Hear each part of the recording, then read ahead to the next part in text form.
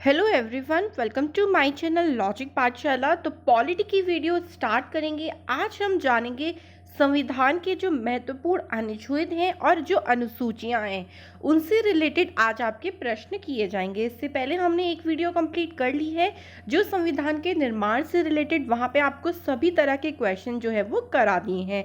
तो ये वीडियो आप सभी के एग्जाम के लिए बहुत इंपॉर्टेंट है। संविधान की हम सारी वीडियोस कर चुके हैं, पूरा संविधान हमने पढ़ लिया है।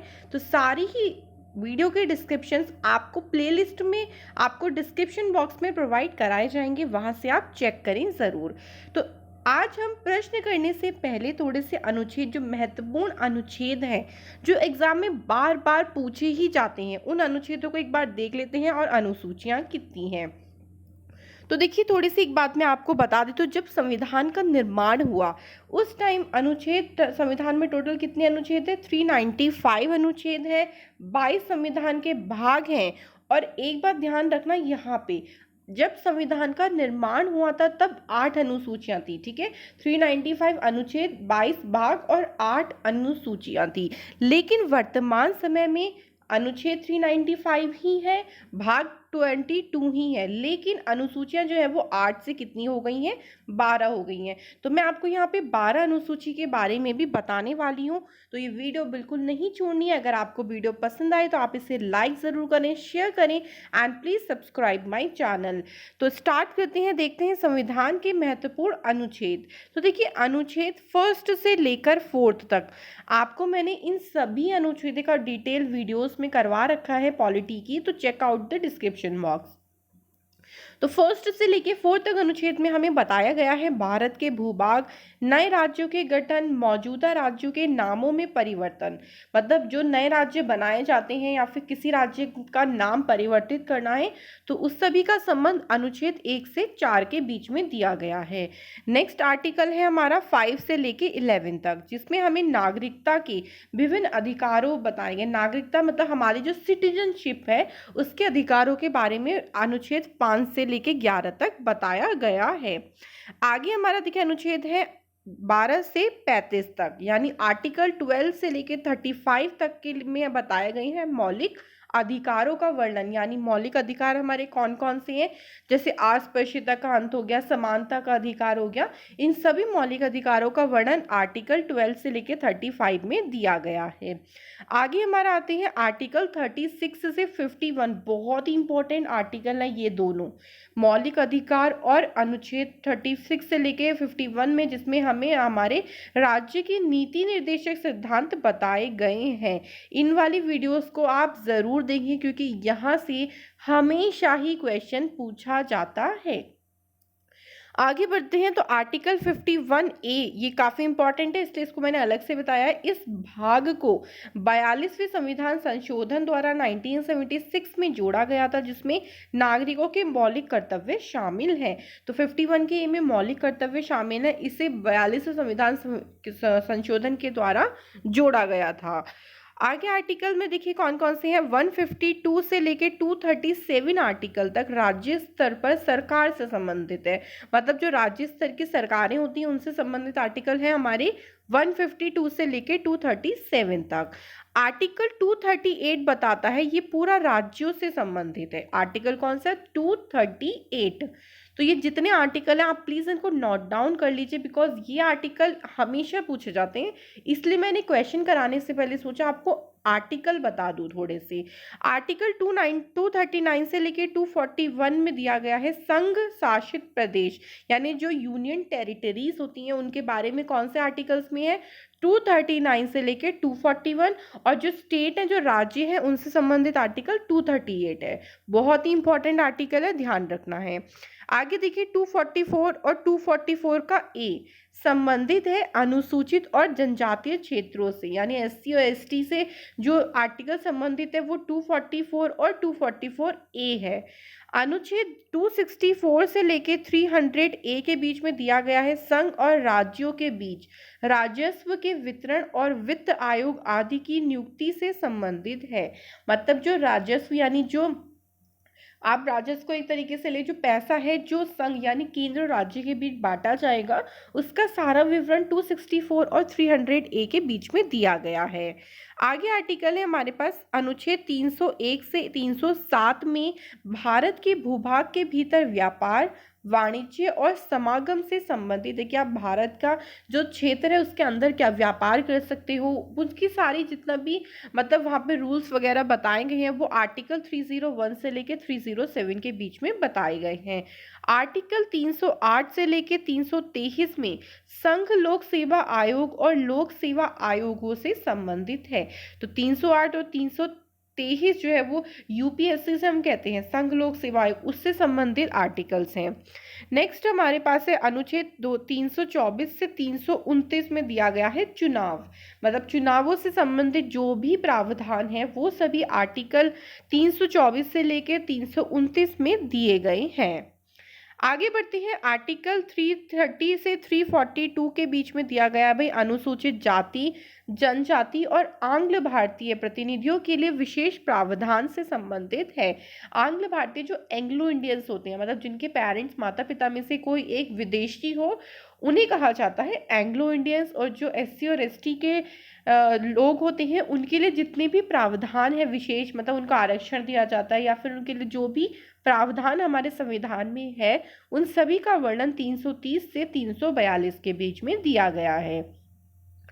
आगे देखिए 343 से 351 में दिया गया है संघ और राज्यों की आधिकारिक भाषा से संबंधित ये आर्टिकल्स हैं। नेक्स्ट है 352 से 360 के बीच आपातकाल प्रावधानों राष्ट्रपति शासन से संबंधित है। राष्ट्रपति इमरजेंसी लागू कर सकते हैं, राष्ट्रपति को अधिकार होते हैं, तो वो दिया गया है 352 से 360 के बीच में। आगे देखिए 361 से 367 में यानी 361 टू 367 दिया गया है आपराधिक कार्यवाही की छूट में राष्ट्रपति और राज्यपालों को उनके आधिकारिक दायित्वों से संबंधित है। तो ये दिया गया है 361 से 367 में। अनुच्छेद 368 में दिया गया है संविधान का संशोधन। अभी हमने किया ना 42वां संविधान संशोधन, ऐसे ही संविधान में बहुत सारे संशोधन किए गए हैं, तो उसका संबंध है 368 से, और ये क्वेश्चन बहुत मैक्सिमम बार पूछा गया है। आगे हमारे पास आर्टिकल है अनुच्छेद 369 से लेके 392 में दिया गया है अनुच्छेद 370 जम्मू कश्मीर को विशेष दर्जा, जो कि अब समाप्त हो गया आर्टिकल 370, लेकिन जो इसका प्रावधान दिया गया था वो अनुच्छेद 359 से 392 में दिया गया था। नेक्स्ट आर्टिकल है 371 ए में दिया गया है नागालैंड राज्य के संदर्भ में विशेष प्रावधान प्रदान करता है। जिस प्रकार जम्मू कश्मीर को विशेष दर्जा दिया जाता था, नागालैंड में भी कुछ सुविधाएं उनको दी जाती थी, तो उसका संबंध है आर्टिकल 371 के ए से। नेक्स्ट हमारे पास देखिए आर्टिकल है 395 लास्ट है, इसमें संविधान का संक्षिप्त नाम, प्रारंभ और रद्द किए जाने से संबंधित है। तो जितने मैंने आर्टिकल पढ़ा, देखिए आर्टिकल तो बहुत हैं, आपको मैंने बताया ना टोटल 395 है, तो मैंने सारे ही नहीं बताए हैं, ठीक है, जो वो बताए हैं जो काफ़ी आपके एग्जाम में पूछे जाते हैं। इनसे अलावा और कुछ नहीं पूछा जाएगा आर्टिकल्स में, आप इन आर्टिकल्स को रट लो बहुत अच्छे से। अब एक बार अनुसूचियां देख लेते हैं कि भाई किस अनुसूची में क्या बोला गया है, क्योंकि ये भी क्वेश्चन बहुत आते हैं कि प्रथम अनुसूची में किसका वर्णन है, 8वीं अनुसूची में किसका वर्णन है, तो आपको ये पता होना चाहिए। तो देखिए प्रथम अनुसूची में राज्यों और संघ राज्य क्षेत्रों का वर्णन किया गया है। दूसरी अनुसूची में किया है राष्ट्रपति, राज्यों के राज्यपाल, लोकसभा के अध्यक्ष और उपाध्यक्ष, राज्यसभा के सभापति, उपसभापति, विधानसभा के अध्यक्ष उपाध्यक्ष, विधान परिषद के सभापति तथा उपसभापति, उच्चतम तथा उच्च न्यायालयों के न्यायाधीश एवं भारत के नियंत्रक महालेखा परीक्षक के संबंध में उपबंध है। मतलब दूसरी जो अनुसूची है उसमें इन सभी का वर्णन किया गया है, जितने भी हमारे मंत्रिमंडल है, मतलब पूरा जितना कार्यपालिका न्यायपालिका का जो चलाते हैं, प्रधानमंत्री हो गए, राष्ट्रपति हो गए और विधानसभा, विधान परिषद, तो ये सभी जो दिया गया है वो दूसरी अनुसूची में दिया गया है। तीसरी अनुसूची में शपथ तथा प्रतिज्ञान के प्रारूप दिए गए हैं कि भाई जो शपथ दिलाई जाती है उसका पूरा प्रारूप तीसरी अनुसूची में है। चौथी अनुसूची में वर्णन है राज्यसभा में सीटों का आवंटन, जो सीटें बांटी जाती हैं राज्यसभा में उसका वर्णन है चौथी अनुसूची में। पांचवी अनुसूची में अनुसूचित जनजाति और क्षेत्रों के प्रशासन और नियंत्रण के बारे में दिया गया है पांचवी अनुसूची में। छठी अनुसूची में असम, मेघालय, त्रिपुरा, मिजोरम राज्य में जनजातीय क्षेत्रों के प्रशासन के बारे में उपबंध दिया गया है। सातवीं अनुसूची है संघ सूची, राज्य सूची और समवर्ती सूची, यानी केंद्र के पास कौन कौन से विषय हैं, राज्य के पास कौन कौन से विषय हैं, और समवर्ती सूची में ऐसे विषय होते हैं जो केंद्र और राज्य दोनों के होते हैं। तो ये सारा वर्णन दिया गया है सातवीं अनुसूची में। आठवीं अनुसूची में वर्णन है मान्यता प्राप्त भाषाओं की सूची, मतलब जिन भाषाओं को मान्यता प्राप्त है उन सभी की सूची आठवीं अनुसूची में दी गई है। नौवीं अनुसूची में विशिष्ट अधिनियमों और विनियमों के सत्यापन के प्रावधान दिए गए हैं। 10वीं अनुसूची में दल परिवर्तन के आधार पर निहरता के बारे में उपबंध है कि जो दल परिवर्तन यानी आप अपने दल को छोड़कर दूसरे दल में जा रहे हो, तो ये सारा जो प्रावधान है उपबंध है 10वीं अनुसूची के अंतर्गत आता है। 11वीं अनुसूची में पंचायतों के अधिकार, प्राधिकार और दायित्व दिए गए हैं। और लास्ट है हमारी 12वीं अनुसूची जिसमें नगर पालिकाओं के अधिकार, प्राधिकार और दायित्व दिए गए हैं। तो टोटल 12 अनुसूचियां हैं वर्तमान में जिनके बारे में मैंने बता दिया। प्लीज़ आप इनको ज़रूर नोट डाउन कर लीजिए क्योंकि यहाँ से क्वेश्चन हमेशा ही आता है। आपको ये याद होनी चाहिए टोटल 12 की 12 अनुसूची और जो महत्वपूर्ण अनुच्छेद हैं। अब जो मैं आपको क्वेश्चन कराने वाली हूँ वो सभी इन्हीं पे ही बेस्ड है। अगर आपको ये सारे याद है तो आप जो क्वेश्चन करने वाले हो वो आप इजीली कर लोगे। तो चलिए स्टार्ट करते हैं एमसीक्यूज आज के। तो देखिए हमारे पास फर्स्ट क्वेश्चन में दिया गया है संविधान की द्वितीय अनुसूची का संबंध किससे है। तो अभी मैंने 12 की 12 अनुसूची करा दी, तो अगर आपने वो पढ़ा है तो अब ये क्वेश्चन इजीली बता लोगे। तो हमें पता है कि भाई द्वितीय अनुसूची का संबंध किससे है। तो देखिए इस क्वेश्चन का जो आंसर है वो है ऑप्शन नंबर बी, महत्वपूर्ण पद अधिकारियों के वेतन भत्तों से जो है वो दूसरी अनुसूची का संबंध है। मतलब हमने पढ़ा था ना कि भारत में राष्ट्रपति, विधानसभा, विधान परिषद, लोकसभा, राज्यसभा, इन सभी के बारे में जितने उपबंध है, मतलब कौन कितना, किसका क्या कार्य है, किसका वेतन कितना होगा, भत्ता किसको कितना मिलेगा, इन सभी का वर्णन जो है वो दूसरी अनुसूची में दिया गया है। तो इस क्वेश्चन का आंसर है option number B. Second question में है कौन सी अनुसूची में 22 भाषाओं को मान्यताएं दी गई हैं। तो अगर आपको याद हो तो हमने अभी पढ़ा था 8वीं अनुसूची में मान्यता प्राप्त भाषाओं का वर्णन किया गया है। तो मान्यता प्राप्त कितनी भाषाएं हैं, 22 भाषाएं हैं जिनको मान्यता प्राप्त है। तो इस क्वेश्चन का आंसर है option number C.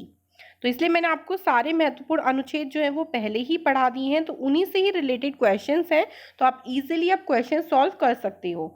Third question में है दल बदल के आधार पर निर्वाचित सदस्यों की अयोग्यता संबंधी विवरण किस अनुसूची में दिया गया है। तो दल बदल सब अभी पढ़ा था हमने, किस अनुसूची में है, 10वीं अनुसूची में है। तो ऑप्शन नंबर डी इसका राइट आंसर है। और देखिए क्वेश्चन एग्जाम में भी डायरेक्ट ऐसे ही पूछे जाएंगे, तो ये आपको लर्न ही करना पड़ेगा। आगे हम फोर्थ क्वेश्चन देखते हैं, संविधान की छठी अनुसूची में किस राज्य में लागू नहीं होता। मतलब संविधान की छठी अनुसूची में हमने 4 राज्यों के बारे में पढ़ा था, तो अब बताना है कि इन चारों ऑप्शन में से वो किस पे लागू नहीं होता। तो देखिए जो 4 राज्य उसमें बताए गए थे उसमें पहला नाम है असम, असम पे लागू होता है, मेघालय पे लागू किया जाता है, मेघालय के बाद नंबर आता है त्रिपुरा का, और लास्ट है मिजोरम। ये 4 राज्यों का वर्णन जो है वो संविधान की छठी अनुसूची में दिया गया है। तो मणिपुर नहीं आता और नागालैंड नहीं आता। यहाँ पे एक ऑप्शन और होना चाहिए था, ए एंड सी बोथ। इसका आंसर क्या हो जाएगा, ए और सी दोनों इसके आंसर हो जाएंगे, क्योंकि छठी अनुसूची में मणिपुर और नागालैंड इनमें से दोनों का वर्णन नहीं किया गया है। फिफ्थ क्वेश्चन में देखिए किस राज्य के आरक्षण विधेयक को 9वीं अनुसूची में सम्मिलित किया गया था। भाई 9वीं अनुसूची में किस राज्य के आरक्षण विधेयक को सम्मिलित किया गया है। तो फिफ्थ क्वेश्चन का आंसर है ऑप्शन नंबर सी, तमिलनाडु। बहुत ही इंपॉर्टेंट क्वेश्चन है, ध्यान रखना है। तमिलनाडु राज्य का जो आरक्षण विधेयक है उसको 9वीं अनुसूची में शामिल किया गया है। सिक्स्थ क्वेश्चन देखिए, भारतीय संविधान की कौन सी अनुसूची में नामों की सूची तथा राज्य क्षेत्रों का ब्यौरा देती है। मतलब किस अनुसूची में वर्णन है कि भाई राज्यों की टोटल नामों की सूची है और पूरा जो राज्य क्षेत्र है उसका ब्यौरा किस अनुसूची में दिया गया है। तो 6th क्वेश्चन का आंसर है ऑप्शन नंबर बी। पहली अनुसूची में ही कहा था ना, पूरा राज्य क्षेत्र जितना भी उस सभी का वर्णन किस में है, पहली अनुसूची में। तो ऑप्शन बी ऑप्शन इसका बिल्कुल सही है। 7th क्वेश्चन देखिए क्या है, भारतीय संविधान में 9वीं अनुसूची परिवर्तित हुई। मतलब अभी हमने 9वीं सूची में तमिलनाडु राज्य को जोड़ा था, तो 9वीं सूची परिवर्तित हुई कौन से संशोधन के द्वारा। तो इस क्वेश्चन का आंसर है ऑप्शन नंबर डी, प्रथम संशोधन के द्वारा 9वीं अनुसूची में परिवर्तन किया गया था। तो इसी टाइप के क्वेश्चन आते हैं आपके एग्जाम में, तो इसलिए मैंने आपको ये सीरीज शुरू की है। धीरे धीरे हमें बाकी जीएस के सब्जेक्ट्स का भी सीरीज जो है वो शुरू करने वाली हैं, बस आपको वीडियोस पूरी देखनी है। 8 क्वेश्चन में है, किस अनुच्छेद के अंतर्गत उपराष्ट्रपति पद की व्यवस्था है। जो उपराष्ट्रपति पद है वो कौन से अनुच्छेद में दिया गया है, उसका वर्णन। तो इस क्वेश्चन का आंसर है ऑप्शन नंबर बी, अनुच्छेद 63 में उपराष्ट्रपति पद का वर्णन किया गया है। तो आपको अनुच्छेद सारे याद करने ही होंगे जो इंपॉर्टेंट अनुच्छेद हैं। प्रधानमंत्री का वर्णन किस में है, राष्ट्रपति का वर्णन किस में है, लोकसभा, राज्यसभा, ये सब पढ़ने पड़ेंगे। तो आप डिस्क्रिप्शन बॉक्स में जाएं, पॉलिटी के जो सब्जेक्ट है उसकी सारी वीडियोस वहाँ पे मैं आपको प्लेलिस्ट का लिंक प्रोवाइड करूँगी, आप वहाँ से ज़रूर देखें। 9 क्वेश्चन देखिए क्या है, वित्तीय आपात की घोषणा किस अनुच्छेद के अंतर्गत होती है। वित्तीय आपात कौन लगा सकते हैं, राष्ट्रपति लगा सकते हैं वित्तीय आपात। तो इसकी जो घोषणा है, इसका जो संबंध है वो है अनुच्छेद 360 से। ऑप्शन नंबर सी जो है वो इसका राइट आंसर है। 360 में वित्तीय आपात की घोषणा का वर्णन किया गया है। 10 क्वेश्चन में देखना है क्या है, राष्ट्रीय पिछड़ा आयोग का गठन किस अनुच्छेद के अंतर्गत किया जाता है। तो 10 क्वेश्चन का आंसर है ऑप्शन नंबर ए, अनुच्छेद 340 के तहत राष्ट्रीय पिछड़ा आयोग का गठन जो है वो किया जाता है। आगे देखते हैं क्वेश्चन हमारा 11th क्या बोलता है, किस अनुसूची में केंद्र एवं राज्यों के बीच शक्तियों के बंटवारे का वर्णन किया गया है। बहुत ही इंपॉर्टेंट क्वेश्चन है। इस क्वेश्चन का आंसर है ऑप्शन नंबर सी, 7वीं अनुसूची में केंद्र और राज्य के बीच जो शक्तियां बांटी जाती हैं कि भाई केंद्र क्या कार्य करेगा, राज्य क्या कार्य करेगा, तो उसके बंटवारे का जो वर्णन है वो 7वीं अनुसूची में दिया गया है। 12th क्वेश्चन है, समवर्ती सूची किस राज्य में संबंधित नहीं है। मतलब समवर्ती सूची जो है वो किस राज्य से नहीं लगती है। तो इस क्वेश्चन का आंसर है जम्मू और कश्मीर से, लेकिन अब जो है वो यहाँ भी लगेगी, क्योंकि पहले जो जम्मू कश्मीर है उसको 370 आर्टिकल के तहत एक अलग प्रावधान, अलग ही दर्जा दे रखा था, लेकिन अभी आर्टिकल समाप्त हो गया है। तो वो सारे लॉ जो बाकी स्टेट्स पे लगते थे अब जम्मू कश्मीर पर भी लगने शुरू हो जाएंगे, पहले नहीं लगते थे। समवर्ती सूची मतलब जो केंद्र के विषय होते थे और राज्य के, वो यहाँ पर नहीं लगते थे। तो इस क्वेश्चन का डी ऑप्शन सही है। 13 क्वेश्चन में, संविधान लागू होने के समय समवर्ती सूची में कितने विषय थे। जब संविधान लागू हुआ 1950 में 26 जनवरी, देखिए पारित हुआ था 26 नवंबर 1949 में, लेकिन लागू होना शुरू हुआ था 26 जनवरी 1950 से। तो उस समय समवर्ती सूची में कितने विषय थे, तो 47 विषय थे जब संविधान जो है वो लागू हुआ था। तो इस क्वेश्चन का आंसर है ऑप्शन नंबर बी। अगला 14 क्वेश्चन है, मूलतः राज्य सूची में कितने विषय हैं। तो राज्य सूची के अंतर्गत मतलब राज्य को किन किन विषयों पर काम करना होता है उसका वर्णन, पूरी सूची तैयार की गई है। तो 14 क्वेश्चन का आंसर है ऑप्शन नंबर ए, राज्य सूची के अंतर्गत 66 विषय आते हैं। आज का लास्ट क्वेश्चन देखते हैं क्या है, मूलतः संघ सूची में कितने विषय आते हैं। संघ का मतलब होता है केंद्र, जो सेंट्रल के सब्जेक्ट हैं, सेंटर के सब्जेक्ट हैं, वो कौन कितने हैं टोटल। तो इस क्वेश्चन का आंसर है बी ऑप्शन, टोटल 97 सब्जेक्ट हैं जो कि संघ सूची के अंतर्गत आते हैं। तो अभी अनुच्छेद और अनुसूचियों से संबंधित एक वीडियो और करेंगे जिसमें और हम इम्पॉर्टेंट क्वेश्चंस करेंगे, तो नेक्स्ट वीडियो देखना बिल्कुल भी ना भूलें। तो हम पॉलिटी की वीडियो में हर एक टॉपिक वाइज मैं आपको यहाँ पे क्वेश्चंस कराऊंगी, ताकि सभी टॉपिक के क्वेश्चन जो है वो तैयार हो सके। तो मिलते हैं नेक्स्ट वीडियो में, तब तक के लिए thank you and all the best for your success.